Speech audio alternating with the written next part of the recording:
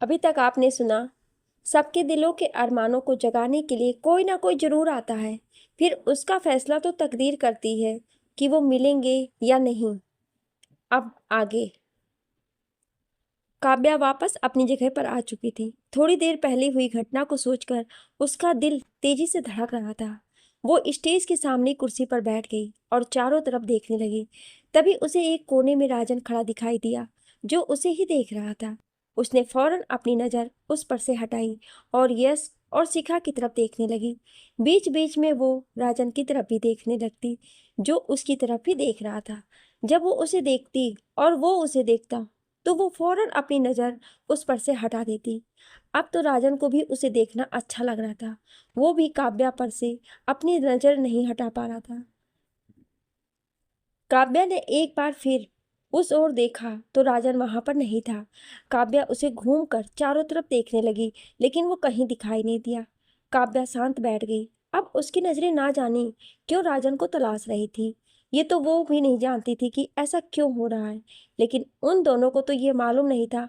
पर लेखक महोदय जरूर जान गए थे कि ये उन दोनों की प्यार की शुरुआत है। रात के 10 बजे सभी डिनर के लिए बैठ गए। डिनर के टेबल पर ठाकुर खानदान की बड़ी फैमिली और दूसरी तरफ शर्मा खानदान की छोटी सी फैमिली बैठी हुई थी। शिखा धीरे धीरे खा रही थी, तो यश काफी तेजी से खा रहा था, जैसे कई दिनों का भूखा हो। दिलावर सिंह, आज का दिन मेरे लिए बहुत ही खुशी का दिन है। हमारा पूरा परिवार आज इस खुशी के मौके पर मौजूद है। मैं आज बहुत खुश हूँ। सुलोचना जी, इन सब का श्रेय जाता है हमारी भाग्यवान बहू शिखा को। अगर वो ना होती तो आज हम सभी यहाँ पर मौजूद ना होते। शारदा देवी, हाँ ये बात तो तुम ठीक ही कह रही हो। शिखा भगवान तो है ही है।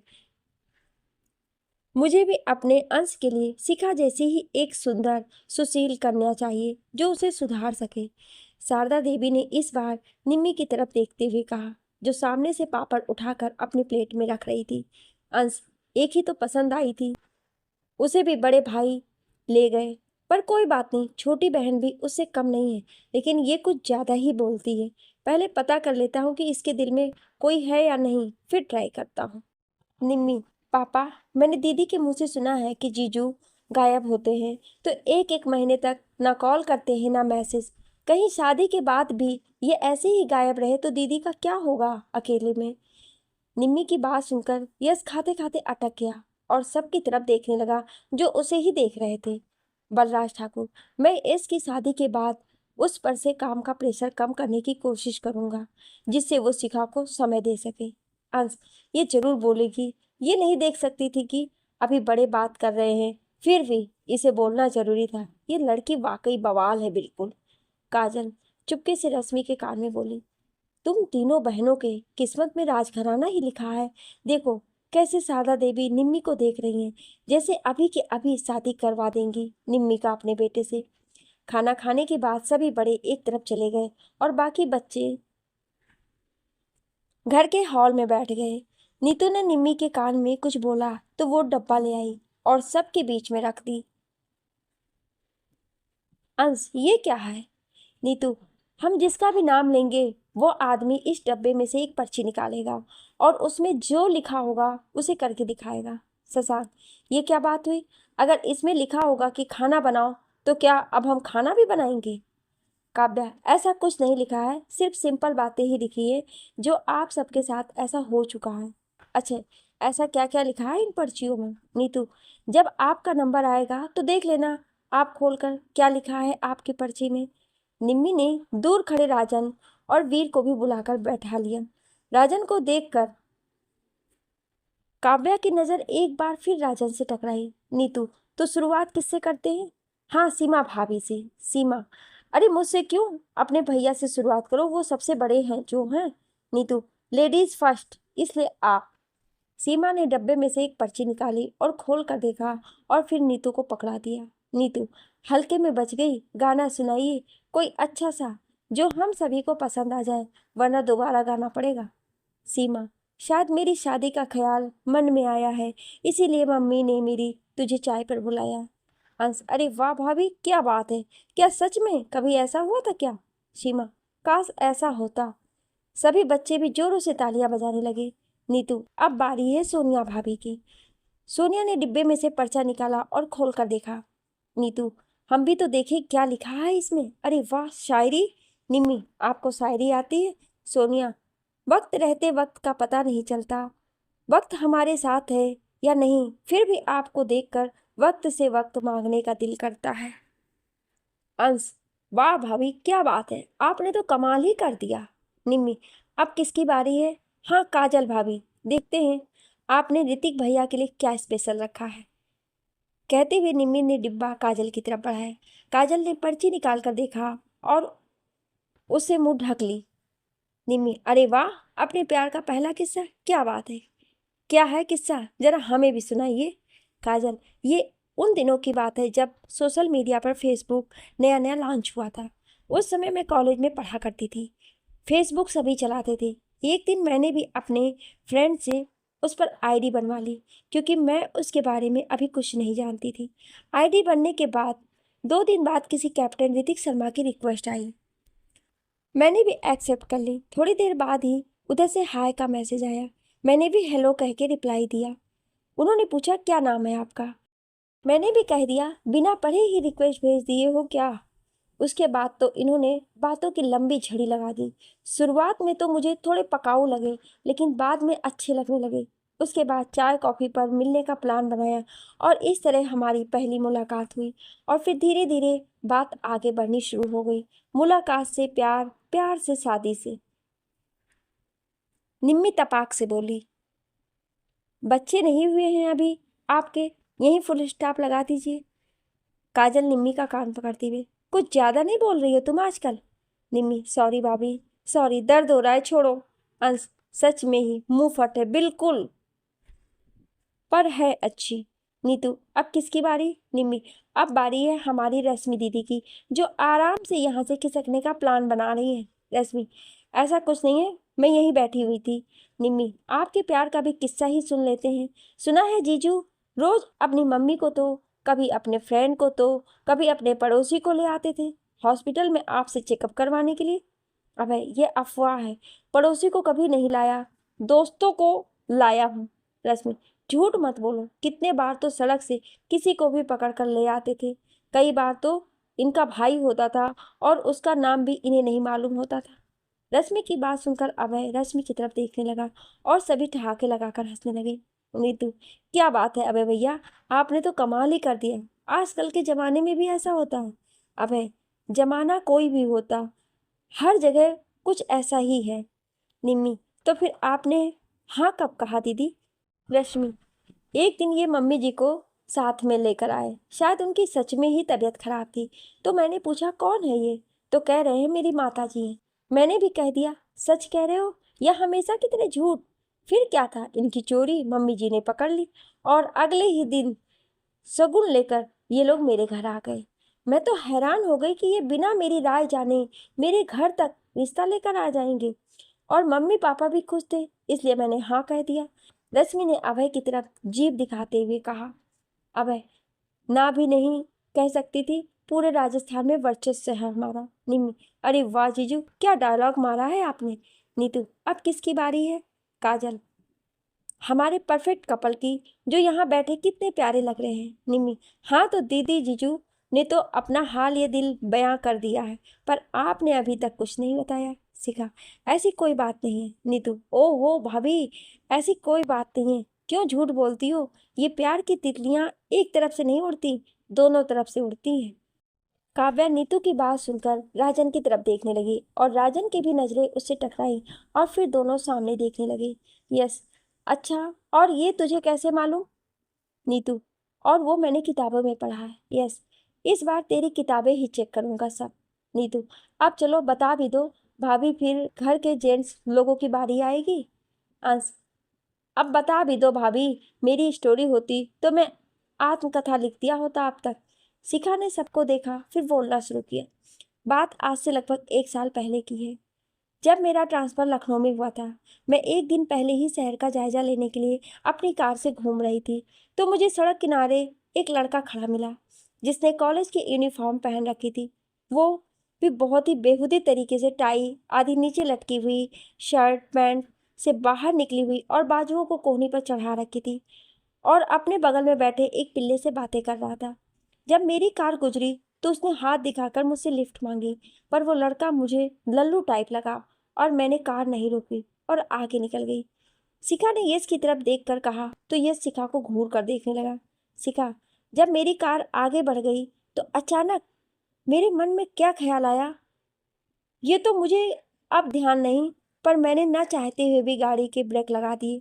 फिर क्या था, ये जनाब कार के पास आए और मुझे यूं घूरने लगे जैसे पहले कोई लड़की देखी ही ना हो। निम्मी, हाँ ये बात तो है, मेरी दीदी को जो देखता है वो तो देखता ही रह जाता है। आधे मुजरिम तो दीदी की खूबसूरती देखकर ही सच उगल देते होंगे। नहीं तो आगे क्या हुआ फिर भाभी? सीखा, फिर मैंने इन्हें इनके कॉलेज तक लिफ्ट दी। पूरे रास्ते यूं मुझे घूरते ही रहे। फिर रात को ये मुझे दोबारा मिल कर उसके बाद हमारी मुलाकातें होती रहीं। सीखा, फिर मैंने इन्हें कॉलेज तक लिफ्ट दी। पूरे रास्ते यूं ही मुझे घूरते ही रहे। रात को ये मुझे दोबारा मिले। उसके बाद हमारी मुलाकातें होती रहीं। निम्मी, आगे क्या हुआ फिर दीदी?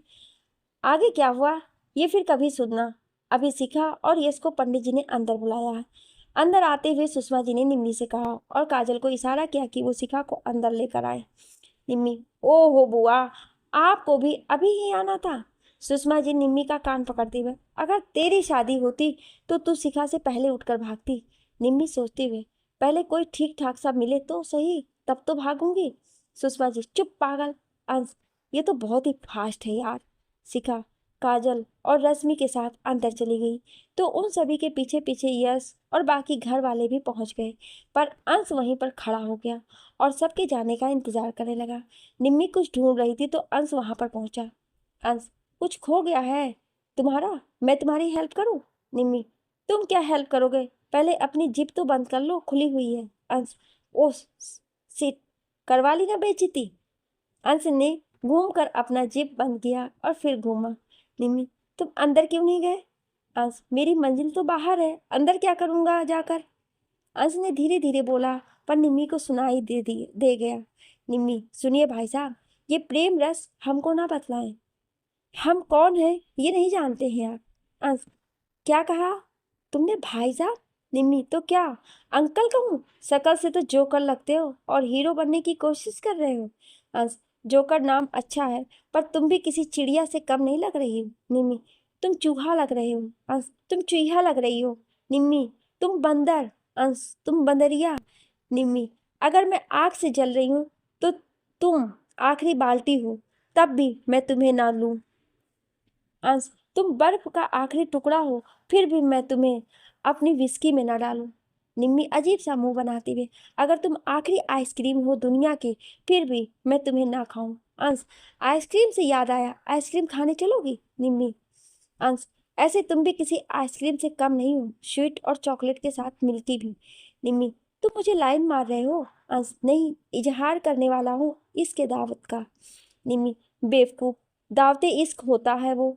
अंश, तुम समझ गई, वही बहुत है मेरे लिए। निम्मी अंश को धक्का देते हुए वहां से चल दी, ये कहते हुए कि सच में ही तुम बेवकूफ हो, बहुत बड़े, और अंदर आ गई। उसके पीछे पीछे अंश भी गाना गाते हुए आ ही रहा था कि तेरे चेहरे में वो जादू है, मैं विंडोर खिंचा चला आता हूँ, जाना होता है और कहीं तेरी ओर चला आता हूँ। अंश का गाना सुनकर निम्मी उसकी तरफ मुड़ी और बोली, इस फिल्म में हीरोइन मर गई थी, तुम्हारा भी यही प्लान है ना मुझे मारने का? अंश, अरे मैं तो बस ऐसे ही गा रहा था। निम्मी, अंदर चलो और इस बार मुंह खोला तो देखना। निम्मी आगे बढ़ी, तभी उसका सैंडल खुल गया और वो गिर गई। अंश भागती हुई उसके पास पहुंचा और उसने तुरंत निम्मी को सीढ़ियों पर बिठाया और उसकी सैंडल उसके पैरों में पहनाते हुए बोला, तुम अगर साथ देने का वादा करो तो मैं यूं ही तुमको सैंडल पहनाता रहूं। निम्मी, अभी मैंने इस बारे में कुछ सोचा नहीं है। अंश, तो सोचना शुरू कर दो। निम्मी, ये प्यार वार को मैं आज तक समझ नहीं पाई, मुझसे ये नहीं हो पाएगा। मैं तो हंसने खेलने वाली लड़की हूँ, आज तक मेरे सपने में कोई राजकुमार नहीं आया और ना ही कोई आएगा। अंश, क्यों? निम्मी, क्योंकि मैं किसी और को चाहती हूँ। निम्मी की बात सुनकर अंश का दिल एक मिनट में किसी शीशे की तरह टूट गया। उसके दिल में अब एक ही गाना बज रहा था, शीशा हो या दिल हो, आखिर टूट जाता है, टूट जाता है, टूट जाता है। अंश अब कुछ कहने के हालात में नहीं था। अब उसे वहां रुकने का मन भी नहीं कर रहा था। कुछ मिनट पहले जो उसने सोचा था वो एक सोच बनकर ही रह गया। अधूरी ख्वाहिश उसके दिल में किसी बर्फ की तरह धंस गई और वो बिन बोले वहां से चल दिया। निम्मी को भी अंश के लिए बुरा लग रहा था, पर वो खुद मजबूर थी। न चाहते हुए भी उसकी गालों पर आंसू की कुछ बूंदें लुढ़क कर आ गई। उसने उसे हाथों से साफ किया और वो भी अंदर चली गई। अंदर यश ने सबके सामने शिखा के हाथों में कंगन पहनाए और फोटो सेशन शुरू हुआ। उसके बाद सभी जाने के लिए तैयार होने लगे। जाते जाते कार में बैठने के बाद काव्या ने एक सामने दरवाजे की तरफ देखा तो सबसे पीछे राजन हाथ बांधे खड़ा था और उसकी तरफ ही देख रहा था। अजीब दास्तां है ये इश्क भी। इसकी एक झलक किसी को दिख जाए तो ना चाहते हुए भी वो दोबारा देखने की कोशिश जरूर करता है। ऐसा ही राजन और काव्या के बीच हुआ था। कारें चल दी।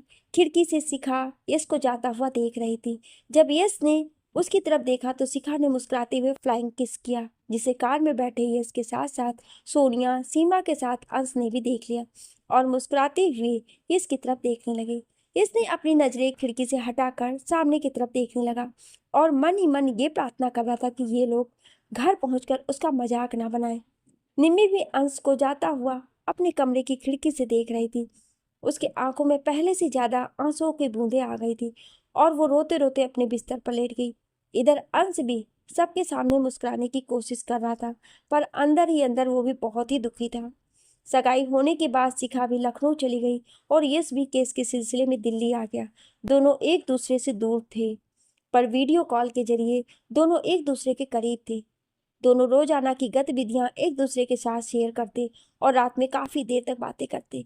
इसी बीच कुछ ऐसी भी घटनाएं हुई जिस वजह से सीबीआई के चीफ डायरेक्टर बलराज ठाकुर को कुछ दिनों के लिए देश से बाहर जाना पड़ा और उनकी जगह सीबीआई के असिस्टेंट डायरेक्टर देवीपाल रावत ने कुछ दिनों के लिए सीबीआई डायरेक्टर का पद संभाला। 2 हफ्ते बाद उज्जैन। यश किसी काम से उज्जैन आया हुआ था। कहने को तो वो छुट्टी पर था, लेकिन वो हमेशा की तरह इस बार भी एक खुफिया केस पर काम कर रहा था, जिसकी जानकारी सिर्फ सीबीआई के उच्च अधिकारियों को ही थी। यश ने एक केस में हेल्प करने के लिए राजन को और कुछ क्राइम ब्रांच के ऑफिसर्स को टीम में शामिल किया हुआ था। सुबह के 10 बज रहे थे। राजन यश से मिलने उसके पुश्तैनी हवेली पर आया हुआ था। वो हॉल में बैठकर यश के आने का इंतजार कर रहा था कि तभी एक जानी पहचानी सी आवाज उसके कान में गूंजी, आप यहाँ? राजन ने पलट कर देखा तो काव्या थी, जो गहरे नीले सूट सलवार में उसके सामने हाथों में किताब लिए खड़ी थी। राजन ने उसे देखा तो देखता ही रह गया। नीले रंग में वो क्या खूबसूरत लग रही थी, जैसे ये रंग उसके लिए ही बना हो। राजन तो उसे देखते देखते किसी और दुनिया में चला गया था। काव्या ने जब उससे पूछा कि आप कुछ लेंगे, तो राजन इस दुनिया में आया। राजन, हाँ, एक गिलास पानी। काव्या उसके लिए पानी लेने चली गई और राजन मन ही मन उसे देखकर मुस्कुराया। काव्या किचन में पहुंची। उसका भी दिल जोरों से धड़क रहा था। उसने तो सोचा भी नहीं था कि दोबारा राजन से मुलाकात हो पाएगी। मुस्कुराती हुई उसने पानी का बोतल और गिलास उठाया और हॉल की तरफ चली गई। राजन को जब उसने गिलास थमाया तो एक बार दोनों की नजरें फिर एक दूसरे से टकराई और दिल में फिर से दोनों के झटका सा लगा। काव्या, आप किसी काम से आए हैं यहाँ? राजन, हाँ, मैं यश सर से मिलने आया हूँ, किसी केस के सिलसिले में। काव्या, तो आप भी सीबीआई ऑफिसर हैं? राजन, नहीं, मैं पुलिस ऑफिसर हूँ, सुपरिंटेंडेंट ऑफ पुलिस। काव्या, यहाँ कैसे आना हुआ? राजन, बताया तो केस के सिलसिले में। काव्या, ओ। यश के आते ही काव्या उठकर वहां से चली गई और खिड़की के बाहर खड़ी हो गई, जहां से उसे राजन साफ दिखाई दे रहा था। ये तो वो खुद भी अभी तक नहीं जान पाई थी कि वो राजन को बार बार देखना क्यों चाहती है, पर दिल उसका मजबूर था ऐसा करने के लिए। यश और राजन ने काफी देर तक एक दूसरे से बात की। उसके बाद राजन और यश बाहर आए। यश चलते हुए, तो तुम्हें यकीन है कि वो उस वक्त उज्जैन में ही है? राजन, हाँ। यस, इस बार वो दोनों हमारे हाथों से बचकर नहीं जाने चाहिए। उन दोनों को पकड़ने के लिए हमें लोकल पुलिस की भी जरूरत पड़ेगी और उसके लिए तुम यहाँ के एसपी से मिलो और आसपास के सभी पुलिस स्टेशन में उससे उन लोगों की तलाश करने के लिए कहो। राजन, जी सर। यस, तुम रुको, मैं भी चलता हूँ तुम्हारे साथ, बस 5 मिनट में आया। यस चला गया और उसके जाते ही काव्या वहां पर आ गई। काव्या, आप वाकई यहाँ इस भैया से मिलने आए थे? राजन, आया तो उनसे ही मिलने था, पर मुलाकात तुमसे हो गई, ऐसे तुम्हें देखकर एक ख्याल आया है। काव्या, क्या? राजन, ऊपर वाले ने तुम्हें इतना खूबसूरत किसके लिए बनाया है? काव्या, क्या मतलब? राजन, कुछ नहीं, तुम बहुत सुंदर हो। तभी वहां पर शारदा देवी आ गई और काव्या पर्दे के पीछे छिप गई। शारदा देवी राजन को देखकर बोली, तुम वही हो ना जो यश और शिखा की सगाई में भी थे? राजन, जी, एसपी राजन अग्निहोत्री, एक केस के सिलसिले में यश सर ने मुझे बुलाया है। शारदा देवी, तो यहाँ क्या कर रहे हो? अंदर चलकर बैठो। ठाकुर खानदान में घर आए मेहमान को भगवान का रूप मानते हैं। चलो अंदर बैठो, मैं यश को भेजती हूँ। शारदा देवी ने नौकर को आवाज लगाई और यश को बुलाने को कहकर वहां से चली गई। उनके जाने के बाद काव्या पर्दे से बाहर आई और जैसे ही खड़ी हुई उसके कंधे पर किसी ने हाथ रखा। हाथ रखते ही डर गई, कहीं उसकी मम्मा तो नहीं? पर वो अंश था। अंश, तू यहाँ क्या कर रही है पर्दे के पीछे? काव्या, ओ भैया, मैं अपना झुमका ढूंढ रही थी, खो गया है ना। अंश, तेरे कान के झुमके तो दोनों है कान में। काव्या हकलाते हुए, वो आज नहीं कल रात गिरा था। अंश उसे गौर से देखता हुआ वहां से चला गया और उसके जाते ही राजन दूसरी तरफ से उसके पीछे खड़ा हो गया। अंश को जाता देखकर वो जैसे ही पलटी, राजन को देखकर झटके से पीछे हुई और गिरने ही वाली थी कि राजन ने उसे पकड़ लिया। काव्या ने खुद को संभाला और फौरन वहां से जाने को हुई तो राजन ने उसका हाथ पकड़ लिया। राजन, तुमने झूठ क्यों बोला? काव्या ने कुछ नहीं बोला और वहां से जाने लगी तो कुछ शब्द उसके कान को छूते हुए निकल गए। ना जाने क्या था उनकी आंखों में जो हम पहली ही नजर में खुद को हार गए। अब ये आंखें तो बस यही कहती हैं कि जीतना छोड़ और तू हारना ही शुरू कर दे। राजन के बोले लफ्जों ने काव्या को कहीं का नहीं छोड़ा और वो अपने कमरे में आ गई। दरवाजा लगाकर दरवाजे से सटकर खड़ी हो गई। राजन के कहे एक एक शब्द उसके दिल के पार जा चुके थे। वो भी तो अब राजन को देखकर हार गई। उसने आंखें बंद की और एक बार फिर उस घड़ी को याद करके मुस्कुराने लगी। राजन और यश वहां से जा चुके थे। वो उज्जैन के एसपी संजय सिंह से मिले और उनसे अपने वहां पर आने का कारण बताया। संजय सिंह, जहां तक मेरा मानना है कि ये लड़की है तो उज्जैन की नहीं, क्योंकि इसने जिस स्कूल की ड्रेस पहन रखी है ऐसा कोई स्कूल उज्जैन में नहीं है। राजन, ये तस्वीर आज से 12 साल पहले की है। ये लड़की अब बच्ची नहीं बल्कि 25 साल की एक मेच्योर लड़की हो चुकी है और ऊपर से एक खूंखार अपराधी भी। संजय सिंह, और ये लड़का? यस, इस लड़के के बारे में अभी कोई खास जानकारी नहीं है। इन दोनों को दो जगह एक साथ देखा गया है, वो भी क्राइम स्पॉट पर। संजय सिंह, क्या पता इत्तेफाक से पहुंच गए हों। यस, जिनके खून हुए हैं वो कोई आम आदमी नहीं थे। वो लोग सीबीआई के रिटायर्ड ऑफिसर थे जिन्हें किसी ने बहुत ही बेरहमी से मारा है।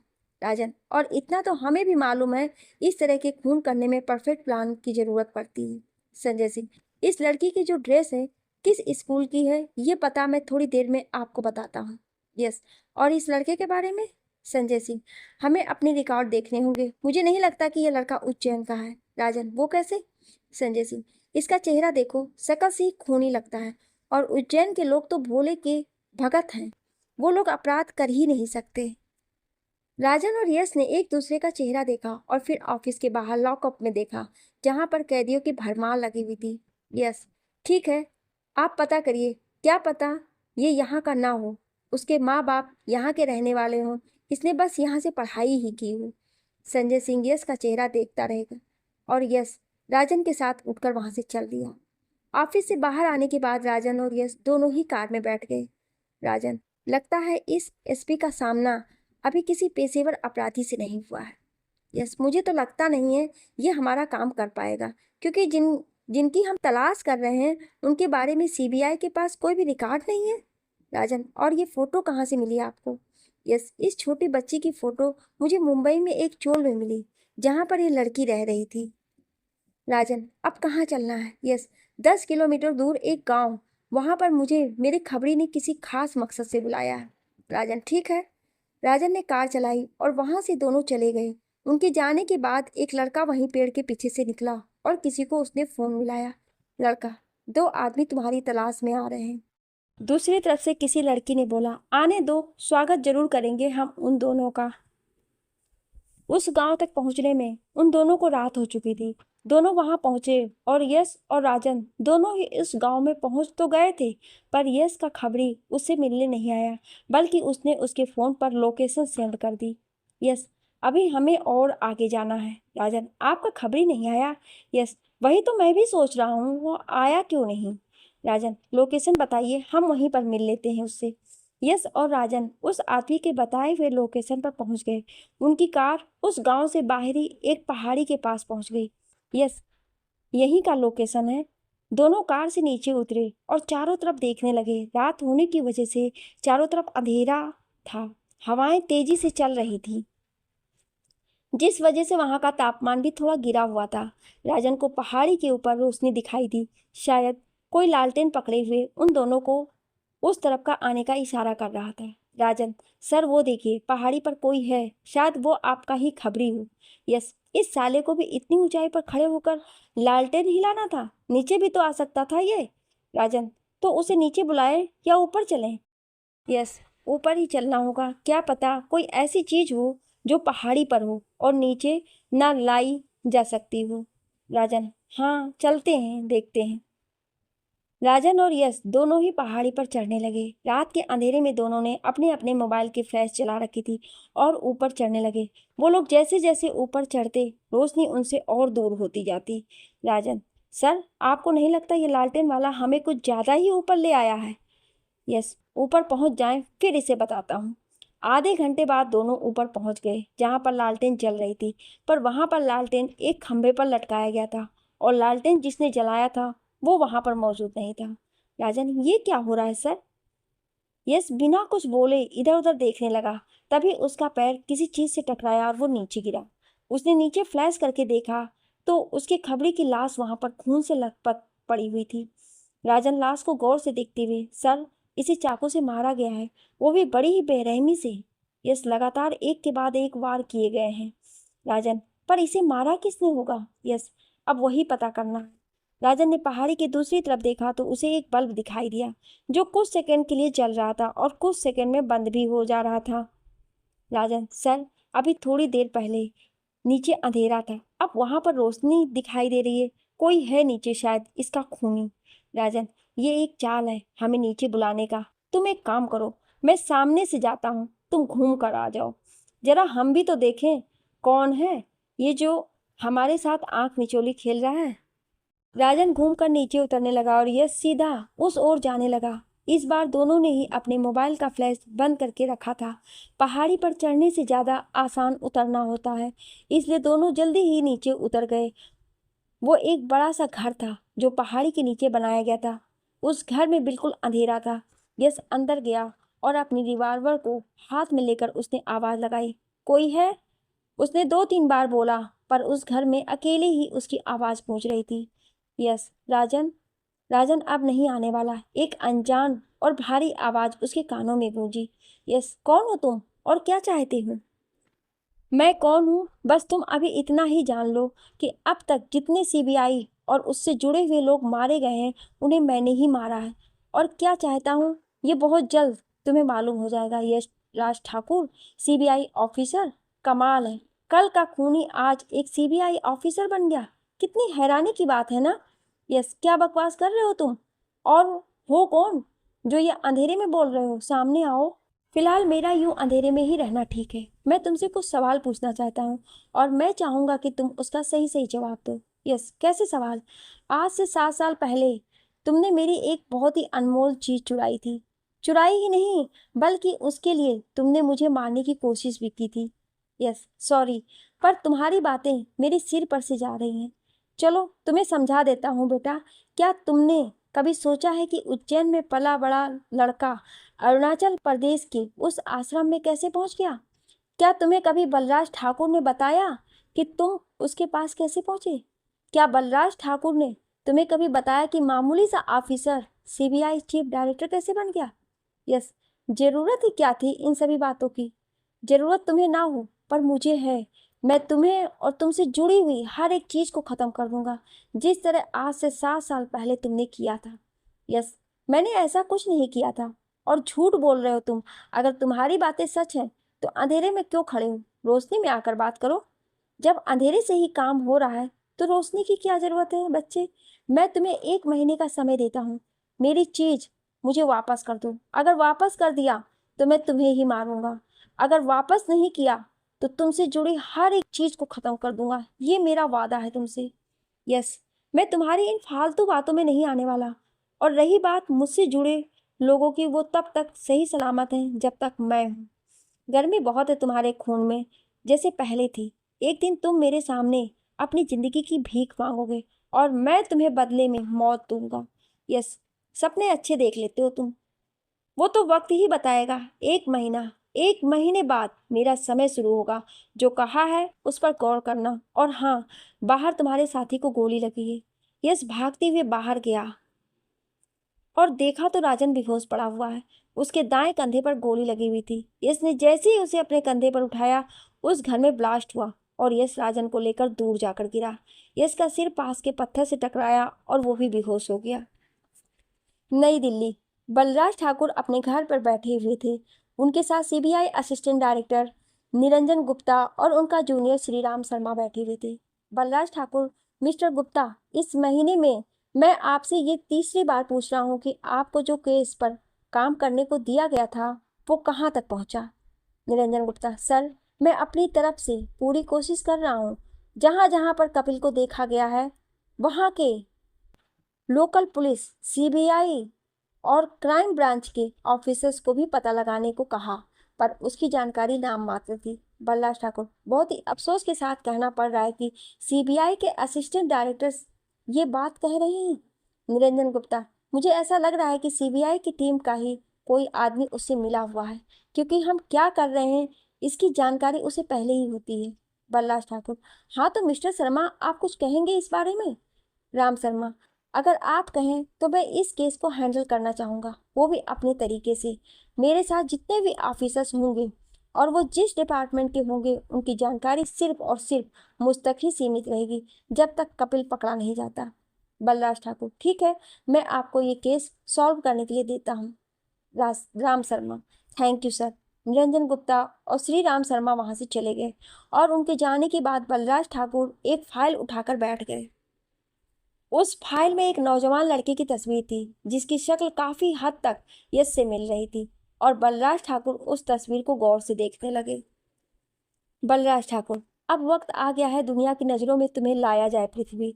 उसी रात लखनऊ की सड़कों पर शिखा, वीर और वंदना के साथ एक कार का पीछा कर रही थी। वीर ड्राइव कर रहा था और शिखा अपनी गन को बाहर निकालकर उस गाड़ी पर निशाना लगा रही थी, पर गाड़ी की रफ्तार तेज होने की वजह से वो निशाना नहीं लगा पा रही थी। वीर ने कार को 100 की स्पीड से उस कार के पीछे लगा दिया, पर जिस कार का वो लोग पीछा कर रहे थे वो भी कोई पुराना खिलाड़ी था जो गलियों गलियों में भी पूरी रफ्तार से चला रहा था और वीर को गलियों के मोड़ पर ब्रेक लगाना पड़ रहा था। इस वजह से वो उस कार का पीछा नहीं कर पा रहे थे। वो कार एक गली में घुसी और गायब हो गई। वीर ने अपनी कार को उस गली में रोका और उस कार को चारों तरफ देखने लगे। अचानक वो कार पीछे से आई और उनकी कार को पीछे से टक्कर मारकर चली गई और उनकी कार उस गली में लगे ट्रांसफार्मर से टकराई, जिस वजह से उनके ट्रांसफार्मर में चिंगारियां निकलने लगी। वीर, शिखा और वंदना जल्दी से कार से बाहर। उन तीनों के कार से बाहर निकलते ही उनकी कार आग में जल गई और देखते ही देखते पूरी गली में ट्रांसफार्मर के फूकने की वजह से अंधेरा हो गया। कुछ गिने चुने ही घरों में ही बल्ब जलता दिखाई दे रहा था। अंधेरा होते ही वो कार अपने हेडलाइट बंद करके उनकी तरफ बढ़ी। वीर कार के ऊपर से, शिखा और वंदना उसके दाएं और बाएं तरफ हो गई, जिस वजह से कार वाला आगे निकल गया। तीनों ने एक साथ कार पर पीछे से गोलियां चलानी शुरू कर दी, जिस वजह से कार आगे जाकर पलट गई। गोलियों की आवाज सुनकर लोग अपनी खिड़कियों और दरवाजों से झांक कर देखने लगे।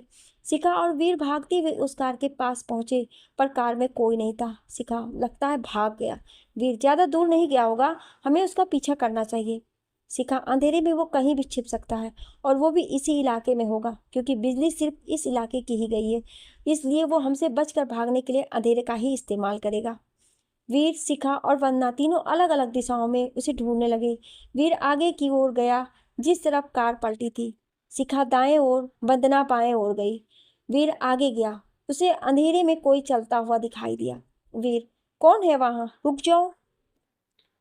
पर वो शख्स बिना रुके आगे बढ़े जा रहा था। वीर को उस पर शक हुआ और वो भागते हुए उस आदमी तक पहुंचा। वो एक लंगड़ा आदमी था जो बैसाखी के सहारे चल रहा था और एक चद्दर से उसने खुद को ढक रखा था। वीर सुनिए, वो शख्स उसकी तरफ मुड़ा। वीर, मैंने आपको आवाज लगाई थी रुकने के लिए और इस सन्नाटे में आपको मेरी आवाज भी साफ सुनाई दी होगी, पर आप रुकी क्यों नहीं? मुझे नहीं लगता कि मेरे जैसा अपाहिज आदमी तुम्हारे किसी काम का होगा, इसलिए नहीं रुका। वीर, अच्छा ये बताइए, क्या आपने यहाँ से किसी को भागते हुए देखा? शायद वो घायल हो। वो शख्स वहां जमीन पर लेटा हुआ है, तुम देख सकते हो जाकर। उस आदमी ने हाथ का इशारा करके वीर को बताया। वीर उस आदमी के पास गया जिसकी तरफ दूसरे आदमी ने इशारा किया था। वीर वहां पहुंचा तो देखा एक अधेड़ उम्र का आदमी जिसका एक पैर कटा हुआ था वहां पर मरा हुआ था। उसकी गर्दन पर किसी धारदार हथियार के निशान थे। वीर फौरन उस आदमी की तरफ मुड़ा जिसने उसे उस आदमी के पास भेजा था, पर वहां पर वो आदमी नहीं था। वीर उठकर उस तरफ भागा, तभी अंधेरे से वो आदमी बाहर निकला और वीर उस पर उसने खंजर से वार किया, जिस वजह से वीर के सीने पर 4-5 इंच गहरा कटने का घाव हो गया और उसके हाथ से उसकी पिस्तौल छूटकर जा गिरी। वो आदमी उसके पास गया और उसने एक लात मारी जिससे वीर नीचे गिर गया। उस शख्स ने वीर को मारने के लिए खंजर ऊपर उठाया, तभी शिखा और वंदना वहां पर आ गए। उन्हें वहां पर देख वो आदमी गली के दूसरी छोर की तरफ भाग गया। वंदना ने वीर के घाव को देखा और उसकी आंखों में आंसू आ गए। शिखा, एम्बुलेंस को फोन करो और वीर को हॉस्पिटल लेकर जाओ, मैं देखती हूँ उसे। इतना कहकर शिखा उस आदमी के पीछे भागते हुए पहुंची। एक बार फिर वो आदमी उनकी आंखों से ओझल हो गया था। शिखा चारों तरफ बहुत ही ध्यान से देख रही थी, क्योंकि जिसे वो लोग पकड़ रहे थे वो बहुत ही तेज और होशियार था। शिखा को सामने गली में किसी के होने का आभास हुआ तो वो उस ओर गई। उसने कुछ सेकंड सामने देखा और अचानक पलटकर उसने पीछे लात मारा, जिससे उसके पीछे खड़ा एक 6 फुट का हट्टा कट्टा आदमी नीचे जा गिरा। शिखा उसके पास पहुंची और उसने उस पर गन तान दिया। शिखा, बहुत चोर पुलिस का खेल खेल लिया तुमने शेरा। अब वक्त आ गया है तुम्हें सरकारी मेहमान बनाने का। नीचे पड़े शख्स ने जब अपना सिर ऊपर उठाया तो उसका चेहरा किसी गुस्से से लाल हो चुका था और वो बड़ी बड़ी आंखें करके शिखा को देख रहा था। तुम मुझे ज्यादा दिनों तक अपने कैद में नहीं रख सकती इंस्पेक्टर। मैं बहुत जल्द तुम्हारी पुलिस स्टेशन को मौत के घाट उतारकर तुम्हारे सामने से चला जाऊंगा और तुम देखती रह जाओगी। शिखा, एक बार तुम्हें कानून के सामने पेश कर दूं, उसके बाद मैं तुम्हारे हाथों किसी मासूम की बलि नहीं चढ़ने दूंगी। शिखा ने बोलते हुए उस शख्स के मुंह पर लात मारा, जिससे वो बेहोश हो गया। City hospital Lucknow. Veer bed पर लेटा हुआ था, उसके बगल में वंदना बैठी हुई थी। वीर के सीने पर कटने की वजह से उसे उठने में परेशानी हो रही थी, इसलिए वंदना उसके साथ बैठी हुई उसे सूप पिला रही थी और रोई जा रही थी। वीर, तुम रोना बंद करोगी? वंदना, अगर तुम्हें कुछ हो जाता तो मेरा क्या होता? वीर, मुझे कुछ नहीं होता, मैं बस उसे मारने ही वाला था कि तुम दोनों आ गई। वंदना, झूठ मत बोलो। जिसे अभी तक 17 राज्य की पुलिस नहीं पकड़ पाई उसे तुम अकेले पकड़ लेते। वीर, वो पकड़ा जा चुका है। वरना क्या सच में? वीर, अभी जब तुम कैंटीन में गई थी तो पुलिस स्टेशन से फोन आया था, वहीं से पता चला। वरना किसने पकड़ा उसे? वीर, और कौन पकड़ सकता है उसे? वंदना, वो तो मुझे लगा ही था कि शिखा मैम के हाथ से कोई इतनी आसानी से नहीं निकल सकता है। वीर, ये बात तो है। अब तो मेरी भी 1 महीने की छुट्टी हो गई, तुम भी ले लो छुट्टी, फिर हम दोनों कहीं घूमने चलते हैं। शिखा अंदर आते हुए, हाँ ये भी सही है, तुम दोनों थोड़ा घूम आओ और इस बार जब आओ तो तुम दोनों की उंगलियां खाली ना रहें। वंदना, क्या मतलब मैम? शिखा, मेरा मतलब ये है कि अब तुम दोनों को अपने घर वालों को बात बता देना चाहिए। वंदना, मैंने तो बता दिया है, बस इनका इंतजार कर रही हूँ कि ये कब मेरे घर पर अपने घर वालों को लेकर आते हैं। वीर हैरान होकर बैठा, क्या कह रही हो? तभी वो दर्द से चीख पड़ा। वंदना और शिखा भाग के उसके पास आई और लिटाया। शिखा, आराम से, ऐसी गलती दोबारा मत करना, टांकों पर असर पड़ सकता है। वी सॉरी, वो मैं एक्साइटेड हो गया था ज़्यादा। शिखा, रात ज़्यादा हो गई है। वंदना, तुम वीर के साथ ही रहना, अगर कोई प्रॉब्लम हो तो मुझे बताना। वंदना, ओके मैम। शिखा हॉस्पिटल से बाहर निकली और अपनी कार में बैठकर वहां से अपने घर आ गई, जहां पर उसकी नौकरानी उसके लिए खाना बनाकर जा चुकी थी। शिखा ने खाना खाया और खाते हुए यश को फोन किया, पर वो फोन रिसीव नहीं कर रहा था। उसने 2-3 बार कॉल किया, फिर भी उसने कॉल नहीं उठाया। शिखा, ऐसा तो नहीं किया है उन्होंने कभी, पहली बार में ही कॉल रिसीव कर लेते थे, कहीं कोई मुसीबत में तो नहीं है? मुझे नीतू या अंश के पास कॉल करनी चाहिए। शिखा ने अंश के पास कॉल किया तो उसने 2-3 रिंग में ही रिसीव कर लिया। अंश, हेलो, हाँ भाभी, कैसी हैं आप? शिखा, मैं ठीक हूँ, तुम बताओ? अंश, मैं भी ठीक हूँ। शिखा, और घर पर? अंश, वो भी होंगे। शिखा, होंगे मतलब? अंश, मतलब कि मैं अभी शिमला में हूँ। शिखा, ठीक है। शिखा ने फोन काट दिया। इस बार उसने नीतू के पास फोन किया, पर उसने भी उसका फोन रिसीव नहीं किया। शिखा ने 3-4 बार ट्राई किया, पर उसने उसका फोन नहीं उठाया। शिखा, अब किसके पास फोन करूं? घर के और लोगों का तो नंबर ही नहीं है मेरे पास। शायद कोई काम में बिजी होंगे, फ्री होकर कॉल करेंगे। शिखा यश का इंतजार रात की 12 बजे तक करती रही, पर उसका फोन नहीं आया। शिखा इंतजार करते करते सो गई। उसी रात पुलिस स्टेशन में, जहां पर शेरा नाम के खूंखार अपराधी को जेल में रखा गया था, पुलिस स्टेशन में सभी पुलिस वाले आराम से बैठे हुए थे। कोई चाय पी रहा था तो कोई फोन चला रहा था। अब रात के वक्त उनके पास काम ही क्या था? शेरा को रात के 2 बजे होश आया और वो चिल्लाते हुए बोला, अरे वो दरोगा कहाँ है? अपनी कुर्सी पर झपकी लेते हुए पुलिस स्टेशन के सब इंस्पेक्टर ने आंखें खोली और भागते हुए अपने केबिन से बाहर आया। इंस्पेक्टर, कौन है जो इतनी रात को कुत्ते की तरह भौंक रहा है? उसने जाकर देखा तो लॉकअप के बाहर हवलदार और बाहर चाय की टपरी का दुकान वाला ही खड़ा था। सब इंस्पेक्टर, क्या हो रहा है यहाँ? क्या कोई फिल्म चल रही है क्या, जो तुम सब यहाँ भीड़ जमा करके बैठे हो? लॉकअप में बंद खूंखार अपराधी शेरा को देखकर उसके होश उड़ गए और उसने अगल बगल सबको देखा तो उनके भी डर के मारे पसीने छूट रहे थे। सब इंस्पेक्टर हकलाते हुए, इसे इसे किसने पकड़ा और ये आया यहाँ कैसे? पास ही खड़े हवलदार ने सब इंस्पेक्टर की हालत को देखकर बोला, आपको नहीं पता? जब आप खाना खाने गए थे तो इसे इंस्पेक्टर साहब और क्राइम ब्रांच की टीम यहाँ लेकर आई। इसने तो हमारे एसपी साहब को भी घायल कर दिया, वो भी हॉस्पिटल में भर्ती है। सब इंस्पेक्टर खुद से, जब इसने एसपी को नहीं छोड़ा तो हम जैसे सब इंस्पेक्टर का क्या हाल करेगा? हवलदार, कल इसे बड़े जेल सिफा किया जाएगा। और इंस्पेक्टर साहब तो ये भी कह रहे थे कि यहाँ पर और पुलिस फोर्स तैनात किए जाएंगे। इसका कुछ भरोसा नहीं है, जेल तोड़कर भागने में एक्सपर्ट है। सब इंस्पेक्टर, तो पुलिस फोर्स है कहाँ? हवलदार, आती होगी, रास्ते में चाय पानी के लिए रुक गए होंगे। सब इंस्पेक्टर, रात के 2 बज गए, पैदल आ रही है क्या? हवलदार, मालूम नहीं है तो मुझे। शेरा, अरे वो दरोगा, यहाँ पर आ जल्दी से। सब इंस्पेक्टर ने पास खड़े हवलदार को उसके पास जाने का इशारा किया तो वो डरते हुए उसके पास गया। पुलिस रिकॉर्ड में यह अफवाह थी कि शेरा नाम का खूनी, जो पहले एक जादूगर था, वो लोगों को सम्मोहित कर देता था और अपना काम करवा लेता था। शेरा, मेरे लिए 2 क्वार्टर, 4 प्लेट बिरयानी और मलाई कोफ्ता जल्दी लेकर आ, नहीं तो मैं पूरे पुलिस स्टेशन को शमशान घाट में तब्दील कर दूंगा। सब इंस्पेक्टर ने हवलदार को साइड में लेकर पैसे दिए और कहा, जल्दी से जा और लेकर आ, वरना ये क्या करेगा वो तो सुन ही लिया ना तुमने। हवलदार ने हाँ में सिर हिलाया और वो भी वहां से चला गया। सब इंस्पेक्टर भी वहां से चला गया और अपने केबिन में बैठ गया और खुद से ही बड़बड़ाने लगा, ये किसे भेज दिया भगवान आपने मेरे इस पुलिस स्टेशन में? इसके जैसा अपराधी तो अभी तक पैदा ही नहीं हुआ है। जिस पुलिस स्टेशन में इसे रखा गया, अगले दिन वो स्टेशन ही राख के ढेर में तब्दील हो गया। पता नहीं क्या होगा हमारे इस पुलिस स्टेशन का अब। उज्जैन। सुलोचना जी अपने कमरे में बैठी हुई थी और बार बार घड़ी देख रहे थे। आज दिलावर सिंह भी वहां पर नहीं थे, वो किसी काम से महावीर के साथ बाहर गए हुए थे। उन्हें यश की चिंता हो रही थी। उन्होंने यश के पास एक बार फिर फोन किया, लेकिन इस बार भी उसने फोन रिसीव नहीं किया, तो उनकी चिंता और बढ़ गई। वो उठी और शशांक के कमरे पर जाकर दरवाजा खटखटाया तो 5 मिनट बाद शशांक उठकर आया। शशांक, क्या हुआ चाची, आप इतनी रात को? सुलोचना जी, बेटा वो पृथ्वी अभी तक नहीं आया है और वो फोन भी रिसीव नहीं कर रहा है, मुझे घबराहट हो रही है। शशांक, आज सुबह उसका दोस्त एसपी राजन आया था, वो उसके साथ ही गया है। माँ बता रही थी कि वो उज्जैन से बाहर गया है, आने में देर हो जाएगी। सुलोचना जी, लेकिन वो फोन भी तो रिसीव नहीं कर रहा है। शशांक, वो ड्राइव कर रहा होगा इसलिए कॉल रिसीव नहीं कर रहा होगा।